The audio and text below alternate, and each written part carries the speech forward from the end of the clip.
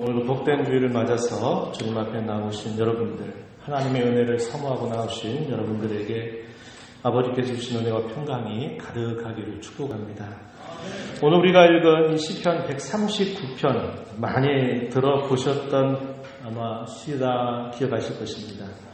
찬송곡으로도 참 많이 나와 있는 곡이고, 또 아마 시편 가운데 많은 성도들이 많이 읽고 또 노래로 많이 부르는 그런 시편이 아닐까 생각이 됩니다. 오늘 우리가 읽은 시편 139편의 말씀은 다윗이 기록하였다 이렇게 알려줍니다. 표제에 보면 다윗의 시, 인도자를 따라 부르는 노래 이렇게 표현이 되어 있습니다. 다윗의 고백이 어떠 있는가를 우리가 함께 살펴보면서 그 말씀을 오늘 저와 여러분에게 이 말씀 함께 지정해 보고자 합니다. 하나님은 어떤 분으로 이 다윗에게 고백이 되고 있느냐? 하나님은 온 존재를 아시는 분이라고 이야기합니다. 그 자신을 마치 관통하듯이 그의 깊은 속, 또 그의 하는 모든 말, 그의 생각, 그의 모든 행실들, 그가 가는 모든 인생의 걸음들, 그 모든 것들을 완전히 관통하셔서 그 자신을 온전하게 알고 계시는 분이다. 이 사실을 다윗은 하나님을 향해 고백합니다. 이 내용이 우리가 읽은 본문 1절로부터 6절 말씀에서 표현되어 있습니다. 다윗이 어디에 있든지, 그리고 그가 무엇을 하든지, 그가 어떤 상황을 겪고 있든지 하나님은 언제나 그 자신을 너무나 깊이 알고 계신다. 이렇게 고백하고 있습니다. 자신의 모든 것을 알고 계시는 분으로 고백하고 있습니다. 오늘 우리가 읽은 본문으로 한번 가신 분으로 살펴보시죠. 1절 가서 보시면 주께서 나를 아신다라고 하는 이 표현들이 1절로부터 4절까지 대단히 많이 표현되고 있다는 것을 우리가 확인할 수 있겠습니다. 하나님이 자신을 아신다 고백했는데 뭐라고 말하냐면 1절에 보니까 나를 살펴보셨으므로 나를 아신다 이렇게 고백했습니다. 자기 자신 그 스스로를 하나님께서 살펴보심으로 알고 계신다 이렇게 고백했어요. 2절에 가서 보면 또 아신다 그랬는데 뭘 표현하냐면 내가 앉고 일어서는 것을 다 알고 계신다 이렇게 표현했습니다. 뿐만 아니라 계속 이어서 보면 멀리서도 자신의 생각을 밝히 아신다 이렇게 고백합니다. 사람의 마음의 생각, 그 모든 것들을 하나님은 다 알고 계신다 이렇게 말했습니다. 3절 또 이어서 보면 나의 모든 길, 내가 눕는 것을 살펴보셨으므로 나의 모든 행위를 익히 아십니다. 이렇게 또 고백했습니다. 그가 살아가는 모든 삶의 양식, 그리고 그가 하는 모든 행동들을 주께서는 다 알고 계신다. 이렇게 말합니다.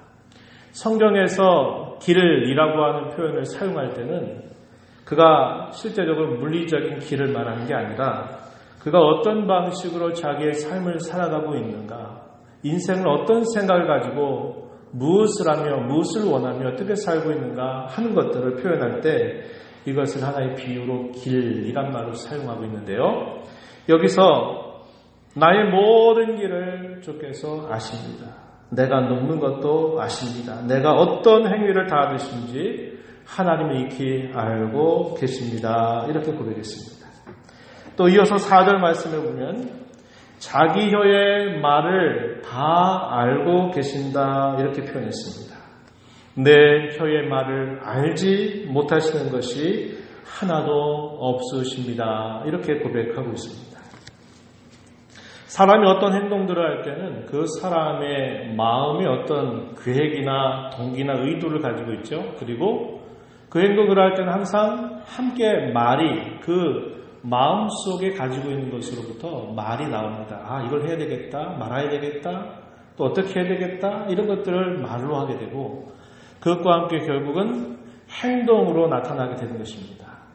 다윗은 하나님을 향해서 하나님은 자기 자신 자체를 알고 계신데 그 마음의 깊은 생각들도 다 아시고 그가 하는 말, 이게 말로 언어로 표현하는 것뿐만 아니라 말로 표현하지 않지만 그가 들리지 않는 음성으로 그의 입술 속에 계속 엎드리고 있는 그 모든 표현들조차도 하나님은 날 알고 계신다.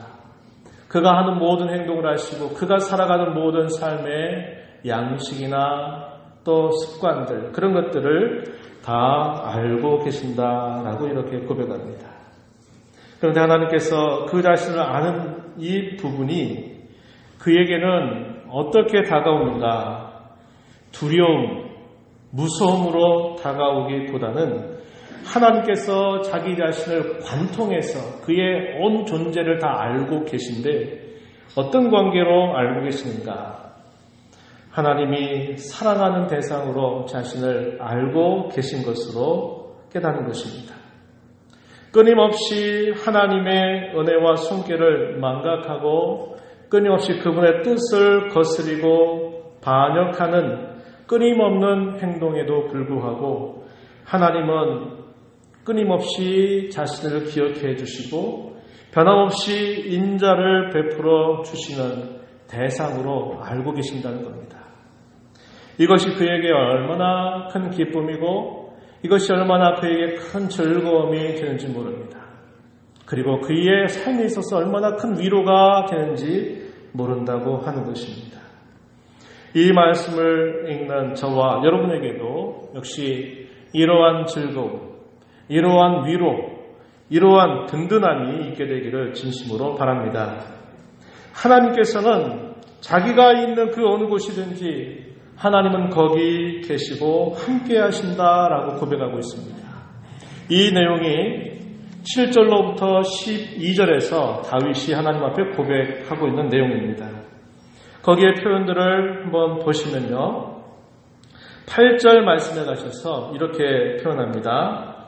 하늘에 올라갈지라도 거기 계시고 수월에 내 자리를 펼지라도 거기 계십니다. 이렇게 고백했습니다. 이 표현은 가장 높은 곳 그리고 가장 깊은 곳 그것을 대조적으로 표현하고 있는 말입니다. 또는 하늘을 표현하기도 하고 또 죽음이라고 하는 것을 표현하고 있는 말이죠. 어쩌면 우리의 신앙의 가장 높은 때와 우리 신앙이 가장 낮아 있는 그 바닥 그런 것들도 생각하게 해주는 그런 표현입니다. 그럼에도 불구하고 하나님은 거기 계신다 이렇게 고백했습니다. 어떤 사실들을 표현할 때 이 하나의 표현 기법인데요. 양쪽에 있는 하나의 대조되는 그 단어를 두 개를 이렇게 사용함으로써 그 표현 속에서 그 사이에 있는 모든 것들을 다 묶어서 표현하는 그런 방법이 있어요. 하늘과 땅을 아신다, 혹은 하늘과 수호를 아신다, 하나님이 거기에 계신다라고 말할 때는 하나님께서 안 계신 곳이 없다 그 말입니다. 하늘에만 계시고 수월에만 계신다 그 말이 아니라 하늘과 수월이라고 하는 이 사이에 있는 이 모든 것들을 다 알고 계신다 이렇게 말하는 겁니다. 창세기 1장 1절에서 태초에 하나님이 천지를 창조하시니라 말할 때 천지, 하늘과 땅을 지으셨다 이렇게 말하는 것을 우리가 읽을 때 하늘과 땅만을 지었구나 이렇게 여러분 이해하지 않죠. 어떻게 이해합니까? 하늘과 땅을 지었다라는 말은 하늘과 땅뿐만 아니라 하늘과 땅 사이에 있는 모든 것들을 하나님께서 지으셨다라는 것을 표현하는 방법이에요. 요걸 두고 메리즘이라고 부르는 그런 수사법을 쓴 것입니다. 여기서 다윗이 하나님 앞에 내가 하늘에 올라갈지라도 주께서 거기 계시고 수월에 내 자리를 펼지라도 주께서 거기 계십니다 라고 말할 때는 하늘과 수월에만 계시는 분을 말하는 게 아니라 하나님은 하늘과 수월에 있는 그 모든 곳에 하나님은 어디서든지 계신다. 이것을 고백하고 있는 그런 표현이 되는 겁니다. 9절 말씀에 가서 보면 또 이렇게 말합니다. 내가 새벽 날개를 치며 바다 끝에 가서 거기에 거주할지라도 주께서는 거기에 계십니다. 이렇게 고백했습니다. 이것은 공간적으로 땅에 계시는 것뿐만 아니라 하나님은 바다 저 먼 곳까지 계신다. 역시 공간적으로 하나님이 안 계신 곳이 없다라고 하는 것을 이렇게 시적으로 표현하고 있는 것입니다. 동과 서 서로 먼 곳이지만 동과 서 안에 있는 모든 것들, 하나님 모든 곳에 공간적으로 채워 계시는 분이시다. 이렇게 말하는 겁니다. 이걸 다른 말로 편재라는 말을 씁니다. 어디서든지 하나님은 계신다. 이렇게 표현하고 있는 말이죠. 11절 가서 보면 또 이렇게 말합니다. 흑암이 반드시 나를 덮고 나를 두른 빛은 밤이 되리라 할지라도, 그런 표현이 등장하죠. 여기선 하나님이 시간적인 그런 차원을 이렇게 설명하는 것으로 볼 수 있겠는데, 밤과 낮, 그 모든 것, 밤과 낮이 바뀌는 그런 모든 상황들, 모든 시간들 속에서도 하나님은 언제나 함께 계신다, 거기 계신다라고 이렇게 말하는 것입니다. 그래서 이 말씀들을 우리가 종합을 하면 하나님은 어디에서든지 공간적으로 뿐만 아니라 모든 시간적으로 하나님 언제나 거기 계신다라고 말하는 겁니다. 우리 사람들은 어떤 공간, 어떤 시간이라고 하는 특정한 상황에 놓이게 되면 그 상황이 고난이 될 수도 있고 때로는 즐거움이 될 수도 있고 기쁨이 될 수도 있고 슬픔이 될 수도 있는 것이죠. 그러니까 다윗이 이렇게 하나님을 향해서 고백하는 그의 고백에는 자기가 어떤 상황에 처하고 어떤 형편에 있고 무슨 일을 당해도 하나님은 언제나 그의 곁에 함께 계신다라고 하는 것을 고백하고 있는 그런 표현이 되는 것입니다. 이렇게 하나님께서 자신을 향하여서 하나님은 자기의 온 존재를 다하신다. 자기를 완전히 관통하셔서 마음 깊은 곳에 있는 생각으로부터 그가 하는 모든 말들과 행동, 그가 살아가는 삶의 모든 양식들, 습관들을 다 알고 계시고, 하나님은 자기가 어느 곳 어떤 곳에 있다 하더라도 안 계신 곳이 없이 언제나 함께하고 계시다라고 이렇게 고백하는 그 이유가 무엇이냐면, 우리가 읽지 않았습니다만 13절 이하에서부터 18절, 이게 또 하나의 연을 만들고 있는데요. 이 13절에 가서 보면 이렇게 말합니다. 주께서 내 내장을 지으시며 나의 모태에서 나를 만드셨나이다. 이렇게 고백했습니다. 하나님이 나를 다 아시고 내가 있는 상황, 내가 처해져 있는 곳이 어디든지 하나님이 나를 함께 하신다. 거기도 계신다라고 말할 때 그 이유가 뭘까 설명하기를 13절 이하에서 그 이유를 설명합니다. 오늘 우리가 읽은 이 말씀 속에는 빠져 있습니다. 그런데 원래는 이 13절 앞에 무슨 말이 들어있냐면 왜냐하면 이라는 말이 생략되어 있습니다. 하나님이 자신을 알고 자기가 있는 곳 어디든지 다 계신다라고 이렇게 고백하게 되는 이유는 하나님께서 자기를 아주 기이하게, 아주 놀랍게 자신을 지으신 분이시기 때문이라고 고백하고 있는 것입니다. 15절에 가서도 보면 내가 은밀한 데서 지음을 받고 땅의 깊은 곳에서 기이하게 지음을 받은 때에 나의 형체가 주의 앞에 숨겨지지 못하였나이다. 내 형질이 이루어지기 전에 주의 눈이 보셨으며 나를 위하여 정한 날이 하루도 되기 전에 주의 책에 다 기록이 되었나이다. 나를 엄밀하게 그리고 나를 놀랍도록 지혜롭게 지으신 그 하나님께서 나를 지으셨고, 여기 표현해 보니까 정한 날이 하루도 되기 전에 주의 책에다 기록이 되었습니다. 그의 인생 전체에 대한 하나님의 계획이 그분의 손 안에 있다고 한 겁니다. 그것 때문에 하나님은 자기가 어떤 생각을 가지고 있는지, 무슨 말을 하고 있는지, 또 어떤 일들을 그가 하고 있는지, 그가 행하는 모든 행동들을 다 알고 계시고, 그가 있는 곳이 어디든지 어떤 상황이든지 하나님은 언제나 그와 함께 계시다고 하는 사실을 이렇게 고백하고 있다라고 하는 것입니다. 그 고백을 하면서 그렇게 하나님이 자기 자신을 알고 계시다고 하는 것, 그가 살아가는 곳이 어느 곳이든지 함께 하신다고 하는 사실을 그가 이렇게 고백할 때 그것이 자기에게 어떤 유익을 주었을까요? 첫 번째는 이런 것을 주었습니다. 어떤 고난과 역경을 만나도 이겨나가게 하는 힘이 되는 유익입니다.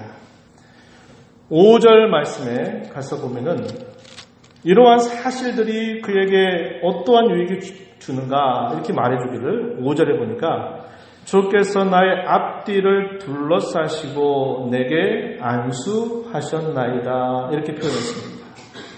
주께서 나의 앞뒤를 둘러싸신다. 나의 모든 전방을 주님이 에워싸신다. 둘러싸신다. 그러면서 내게 안수하신다. 나에게 손을 얹어주신다 라고 말하는 것입니다.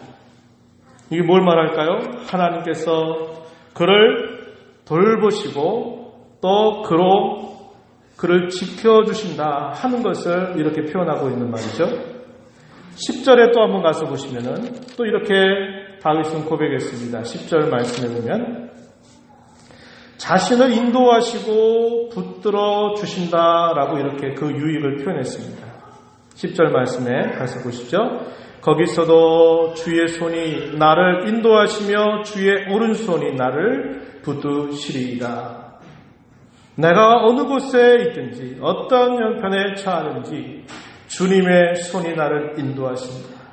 주의 오른손이 나를 붙들어 주신다라고 말합니다. 그가 이렇게 고백하는 그 하나님은 자기가 어느 길로 행해야 될까를 인도해 주시는 분, 그를 붙잡아 주셔서 믿음의 길에서 떠나지 않도록 그를 인도해 주시고 붙들어 주시는 분이시다. 이렇게 고백하고 있는 것이죠. 12절 말씀에 또 가서 보면은 이렇게 표현했습니다. 주에게서는 흑암이 숨기지 못하며 밤이 낮과 같이 비추이나니 주에게는 흑암과 빛이 같음이니이다. 무슨 말입니까? 하나님은 다윗 자신이 이런 어둠과 같은 어려운 터널을 통과하고 있는 중에도 그 어두움을 빛으로 만들어주시는 분이라는 겁니다. 하나님은 그런 어두움들을 밝은 빛으로 비춰주셔서 그로 하여금 그 어두움을 빛과 같이 통과하도록 도와주시는 분이시다. 이 사실을 말해주는 것입니다. 이와 같이 하나님이 그를 다 알고 계십니다. 그의 곁에 언제나 함께 하신다고 한 이 사실은 우리가 몇 가지의 말씀들을 통해서 생각해 보는 것처럼 그가 어떤 상황을 만나고 어떤 시련을 당하고 어떤 역경이 그에게 있다 하더라도 능히 그것을 이겨나가도록 하는 힘이 된다는 것을 그는 이렇게 고백하고 있는 것입니다. 뿐만 아니라 두 번째는 이것입니다. 대적자들이 그를 향해서 공격해 올 때에도 그 싸움이 자신의 싸움이 아니라 하나님이 함께 하시는 싸움이 되게 해서 승리하게 해주는 유익이 있음을 말해주고 있습니다. 이 내용은 20절 가서 보시면은 이렇게 표현했습니다. 20절. 그들이 주를 대하여 악하게 말하며 주의 원수들이 주의 이름으로 헛되이 맹세하나이다. 다윗을 향해서 공격하고 그를 추격했던 그 많은 대적자들을 향해서 이렇게 다윗은 고백하고 있는 것이죠. 그들이 주를 대하여 악하게 말하며 주의 원수들이 주의 이름으로 헛되이 맹세합니다. 누구라고 표현했습니까? 주의 원수들 이란 표현을 했죠. 또 21절 가서 보면 여호와여 내가 주를 미워하는 자들을 미워하지 아니하오며 주를 치러 일어나는 자들을 미워하지 아니하나이까. 이 무슨 말입니까? 주님을 미워하는 자들을 저도 미워하고 주님을 치러 일어난 자들을 저도 미워합니다. 이렇게 표현하는 겁니다. 이게 무슨 말이에요? 하나님과 다윗 자신이 한마음이 되었다는 것을 이렇게 표현하고 있는 겁니다. 그래서 여기 우리가 읽었던 20절에 보니까 주의 원수들이라고 하는 표현이 등장하는데요. 22절에 가서 보세요. 내가 그들을 심히 미워하니 그들은 나의 원수들이니이다. 자, 20절에서 표현하는 주의 원수들, 그리고 22절에 보니까 나의 원수들 이렇게 표현했죠. 주님의 원수들이 곧 나의 원수들입니다. 이렇게 표현하는 것입니다. 이것은 하나님과 다윗의 마음이 한 마음이 돼서 자기를 공격해 오는 그 대적자들이 곧 주님의 대적자들이고 주님이 대적으로 여기는 그들이 곧 자기의 대적으로 여기는 그런 삶을 사는 것입니다. 하나님과 동행하는 삶, 하나님과 함께하는 삶, 그걸 살아가는 것입니다. 주님은 우리에게 대적으로 생각하지 않고 계신데 나에게는 대적으로 여기는 그걸 말하는 게 아닙니다. 주님은 원수라고 여기는데 나는 그 대상을 사랑하는 그러한 관계가 아니라는 것입니다. 주님이 기뻐하시는 것 나도 기뻐하고 주님이 싫어하시고 미워하는 것 나도 싫어하고 미워하는 삶을 살아가는 것입니다. 그들을 향해서 공격해오는 싸움이 단순히 다윗 개인을 위해서 걸어오는 싸움이 아니라 하나님을 향해서 대적해오는 싸움이 되는 그러한 삶을 삶으로 그 싸움이 곧 자기의 싸움이 아니라 하나님의 싸움이 되게 하는 삶을 산 것입니다. 이렇게 싸운다면, 이렇게 살아간다면 그가 싸우는 싸움에서 패전이라고 하는 건 있을 수가 없는 것이죠. 언제나 승리입니다. 왜 그럴까요? 그의 싸움이 아니라 곧 하나님의 싸움이 되게 하는 삶을 그가 살기 때문인 것입니다. 옛적에 그가 다윗과 골리앗이라고 한 그 싸움의 현장에 나아갔을 때도 다윗은 그러한 싸움을 싸웠던 것입니다. 사람들은 뭘 봤습니까? 그 키골이 크고 견고한 골리앗과 어린 소년과 같은 다윗을 보면서 이게 싸움이 되겠냐? 이런 것만 바라보는 겁니다. 그리고 하나님을 경외한다고 말하는 이스라엘 백성들도 어떻게 생각합니까? 야, 너는 싸움이 되지 않아. 그게 무슨 싸움이 되겠냐? 이런 마음을 갖고 있는 겁니다. 다윗은 어떻게 생각합니까? 나의 싸움이 아니라는 겁니다. 나는 만군의 여호와의 이름으로 나는 내 앞에 나아간다. 이렇게 말하면서 그 싸움이 자기와 골리앗의 싸움이 아니라 곧 하나님을 대적하는 원수와의 싸움이 되게 하므로 그 싸움에서 칼 한 번 써보지 못한 채 골리앗은 죽음을 당하는 그런 패배를 맛보게 했던 것입니다. 다윗의 삶은 바로 이러한 것들을 너무나도 잘 보여주는 그런 삶을 살았습니다. 왜 그럴까요? 하나님이 자기의 모든 것을 다 알고 계신다는 것을 그는 고백하였고 그가 어느 곳에 있든지 간에 하나님은 언제나 그와 함께 하신다고 하는 사실을 그는 깊이 알고 있었기 때문에 그런 것입니다. 이러한 알미라고 하는 것은 단순히 내가 지식으로 배워서 하나님은 모든 걸 아신다, 전지하신 분이다. 하나님은 어디서든지 계신다, 편지하신 분이다. 이거 공부해서 배우는 사실이 아닙니다. 그가 살아가는 수많은 삶 속에서 그가 체험과 경험을 통해서 그것을 알고 있는 살아있는 지식이었다고 하는 겁니다. 그로 인해서 그가 어떤 일들을 당하고 어떤 일들을 만난다 하더라도 그는 그 싸움을 이겨나갈 수 있었고 어떠한 대적자들과의 싸움 속에서도 그 싸움이 하나님과의 싸움이 되게 하는 일을 통해서 언제나 승리하는 그런 삶을 살 수 있었다라고 하는 것입니다. 이제 이 말씀 우리에게 한번 적용해 보십시다. 하나님은 우리로 하여금 하나님을 알기 원하시는 분이십니다. 종교개혁자였던 칼빈은 이러한 질문을 던진 바 있어요. 우리 인생의 가장 큰 행복이 무엇입니까? 이렇게 묻습니다. 그리고 짤막하게 답변해 주기를 뭐라고 답변하냐면 하나님을 아는 것입니다. 이렇게 답변했습니다. 우리 인생을 지으신 목적, 우리를 구원해 주신 목적, 우리에게 가장 큰 행복이 되는 사실은 다른 데 있는 게 아니라 하나님을 아는 데 있다. 이렇게 답변을 했습니다. 우리 예수님께서도 이렇게 말씀하신 바 있죠. 요한복음 17장 3절 말씀에 보면 영생이 뭐냐? 영생은 유일하신 참 하나님과 그가 보내신 자 예수 그리스도를 아는 것이니이다. 이렇게 알려주고 있습니다. 영생은 하나님을 아는 것이고 그분이 우리를 위해서 보내주신 예수 그리스도, 그분이 누구인가를 아는 것에 있다. 이렇게 말합니다. 여기서 안다고 하는 것도 역시 그냥 들어서 배워서 공부해서 아는 알미 아닌 것을 우리는 기억하고 있는 것입니다. 인격적으로 주님을 아는 것이고 체험적으로 그분을 아는 것이고 관계적으로 그분을 알아가는 것을 이렇게 표현한 것입니다. 하나님께서는 저와 여러분이 과연 하나님 자신이 누구인가를 깊이 알아가시도록 하기 위해서 우리에게 계속적으로 때때로 어려움과 시련을 허락하시기도 합니다.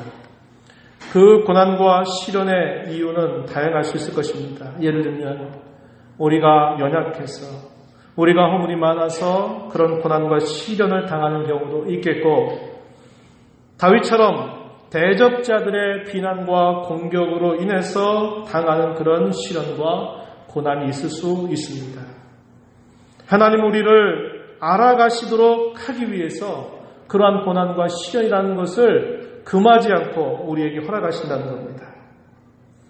저와 여러분이 영원한 하나님 나라에 이르는 삶을 살아가게 하시도록 하나님은 단번에 우리를 영원하고 완전한 하나님 나라에 우리를 그대로 떠서 보내주시는 게 아니라 마치 첩첩산중을 넘어가는 등산에 비유할 수 있는 것처럼 끊임없이 우리의 삶의 어려움을 허락하신다고 하는 것입니다.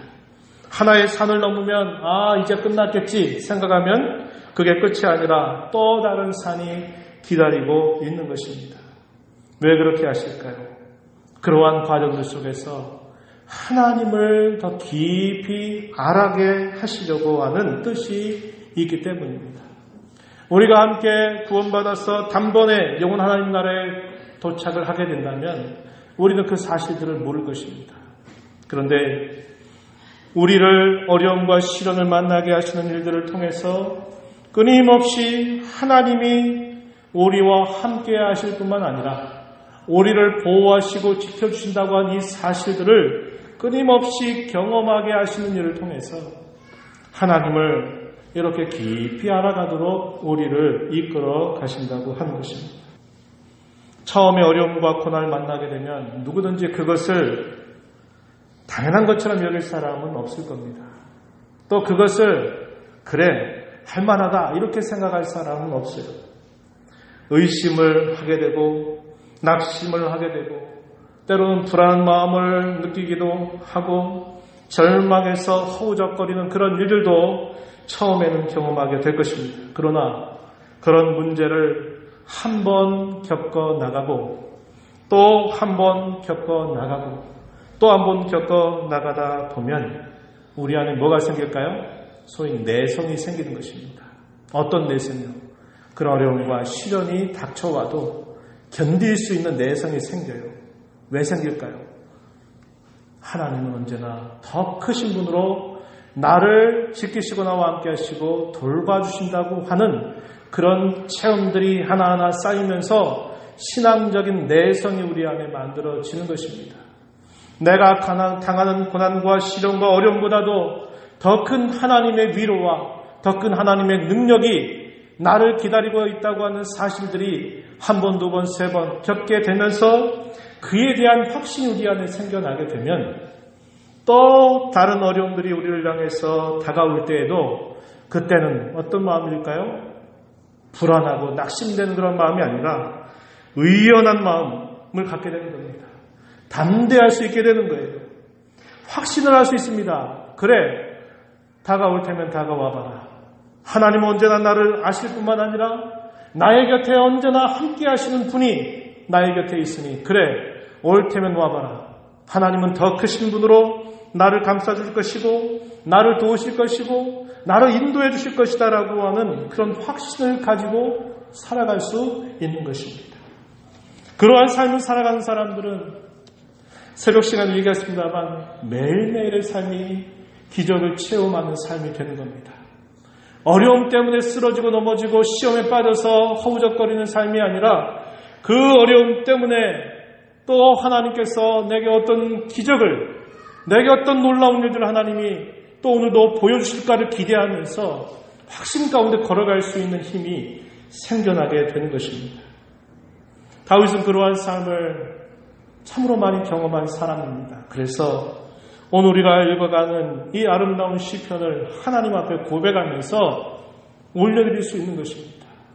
하나님이 나를 아신다고 하는 사실, 내가 어느 곳에 있든지 하나님이 언제나 거기에 계시다고 하는 그 사실이 그에게 얼마나 큰 위로가 되고 얼마나 큰 힘이 되고 얼마나 큰 능력이 되는가를 그는 이 시를 통해서 잘 고백해 주고 있는 것입니다. 오늘 우리가 읽은 이 시편 139편 1절로 12절의 내용은 우리가 하나님 앞에 있다는 것을 잘 깨우쳐 주는 시입니다.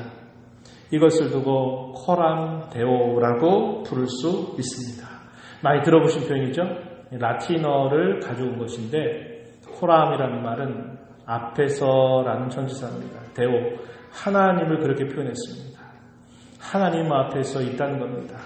그분이 나를 관통해서 내 모든 것들을 다 꿰뚫어 보고 아시는 분이고 내가 어떤 상황들 속에 처하든지 마치 어두움을 통과하고 있는 그런 어두움이 나를 가리고 있는 그런 상황이든지 그 어떤 곳에 있든지 하나님은 언제나 나의 곁에서 함께 하시는 분이라는 것을 이렇게 표현하고 있는 것입니다.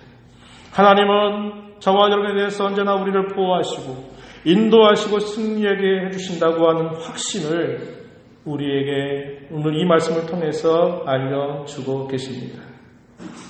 하나님이 언제나 함께 하신다고 하는 사실이 저와 여러분에게 두려움이 되지 않기를 바랍니다. 이것이 도피의 이유가 되지 않기를 바랍니다. 하나님이 두려워서 무서워서 그분을 떠나고자 하는 그런 마음이 아니라 하나님이 언제나 나의 곁에 계시고 나와 함께 하신다고 하는 사실이 위로가 되고 힘이 되고 기쁨이 되는 놀라운 사실이 되기를 바랍니다. 저희 또한 우리의 모든 삶이 하나님 앞에서 언제나 있다고 하는 것을 생각하면서 우리의 마음을 하나님 앞에 속이지 말고 그 다 아시는 하나님 앞에 우리의 진실을 언제나 표하면서 우리가 생각하는 것이나 말하는 것이나 행하는 모든 삶에 있어서 언제나 하나님 앞에서라고 하는 그런 생각을 가지고 진실하게 살아가게 되는 우리 모두가 되기를 축복합니다. 하나님 아버지 감사합니다. 오늘 저희들을 이곳으로 인도하셔서 말씀하신 하나님 앞에 또 저희들을 세워주심을 감사합니다.